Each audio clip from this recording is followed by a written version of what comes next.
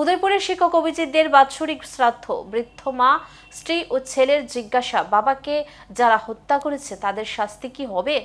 গত বছর 8ই আগস্ট উদয়পুরের বিশিষ্ট শিক্ষক অভিজিৎ দেকে উদয়পুরের সেন্ট্রাল রোড থেকে কয়েকজন দুষ্কৃতিকারীরা উদয়পুর পোল্ট্রি অবস্থিত এক সমাজ বিরোধীর বাড়িতে নিয়ে গিয়ে বেধড়ক মারধর করে মিথ্যা অভিযোগে ফাঁসিয়ে অভিজিতের স্ত্রীর কাছে 30 লক্ষ টাকা দাবি করে।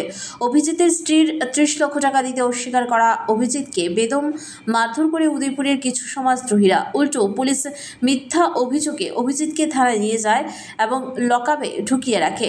পরের দিন 9ই আগস্ট অভিজিতের অবস্থা সংকটজনক হওয়ায় প্রথমে পুলিশ তাকে গোমতী জেলা হাসপাতাল, তারপর সেখান থেকে চিকিৎসকরা জিবি হাসপাতালে রেফার করে। 10ই আগস্ট অভিজিতের মৃত্যু হয় জিবি হাসপাতালে। তারপর ঘটনা রাজ্যবাসীর সবার জানা। উদয়পুরের জনগণ ক্ষোভে বিক্ষোভে ফেটে পড়ে। বিরোধী দলের সব দলের নেতারা, এমনকি বিরোধী দলের বিধায়করা যখন আসতে শুরু করেছে, তখন বাধ্য হয়ে শাসক দলের নেতারা এসে সান্ত্বনা দিয়ে গেছে অভিজিতের পরিবারকে। অভিজিতের মৃত্যুর দুদিন পর রাজ্যের মুখ্যমন্ত্রী অভিজিতের বাড়িতে এসে বলে গিয়েছিল তার পরিবারকে যারা অভিজিৎকে মেরেছে তাদের প্রত্যেকের ন্যায় বিচার হবে। তিথি অনুযায়ী আজ বুধবার 1 বছরের শ্রাদ্ধ অনুষ্ঠান করতে যাচ্ছে অভিজিতের ছেলে অঙ্কিত দে এবং অভিজিতের স্ত্রী মিত্রা দাস সর্দার দে। পাশে বসে আছে অভিজিতের বৃদ্ধ মাতা লীলারানী দে। কতটুকু পরপরই জ্ঞান হারিয়ে ফেলছে বৃদ্ধা মাতা ও স্ত্রী। অভিজিতের স্ত্রী সাংবাদিকদের বলেন, আমার স্বামীকে যারা খুন করেছে তাদের বিচার আজও হয়নি। বুক ফুলিয়ে উদয়পুর বাজারে কিংবা আগরতলার রাজপথে ঘুরে বেড়ায়। মুখ্যমন্ত্রী প্রতিশ্রুতি দিয়েছিল অভিজিতের বিচার হবে। অভিজিতের স্ত্রী চোখের জল ফেলতে ফেলতে বলল, আজও তার স্বামীকে যারা খুন করেছে তাদের বিচার হয়নি। এখনও তারা আশাবাদী বিচার পাবে। কিন্তু দুর্ভাগ্যের বিষয় হলো পুলিশের দুর্বল ফরওয়ার্ডিংয়ের ফলে আসামিরা জেল থেকে ছাড়া পেয়ে গেছে। সব বিচারের দায়ভার উপরওয়ালার কাছে ছেড়ে দিয়েছেন অভিজিতের বৃদ্ধা মা ও স্ত্রী, ছেলে ও পরিবারের লোকজনেরা। অভিজিতের স্ত্রী বলেন, তার ছেলে এখনও বাড়ি থেকে বের হতে ভয় পায়।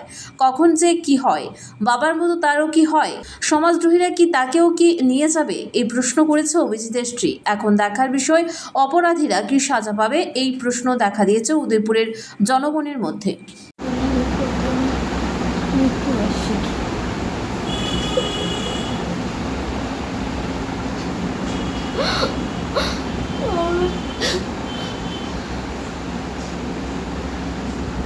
আমরা এখন ন্যায় বিচার পাইছি না। যারা মারছে বাজারে কত আরামছে সব আনন্দ করতেছে, তারা আমরা এত কষ্ট দিয়া। মুখ্যমন্ত্রী আয়াক হয়ে গেছে, আমরা বিচার পাবো। 1 বছর হয়ে গেছে, আমরা এখনো কোনো বিচার পাইছি না। আমি আশা করি তারা আবার এই ব্যাপারটারে দেখে তারা শাস্তি দিব। আমি বাইরে, আমার ছেলেরা বাইরে থেকে বাইরেতে ভয় পাই কোন সময় কি না হইব। আমরা এত আতঙ্কে থাকি সারাক্ষণ।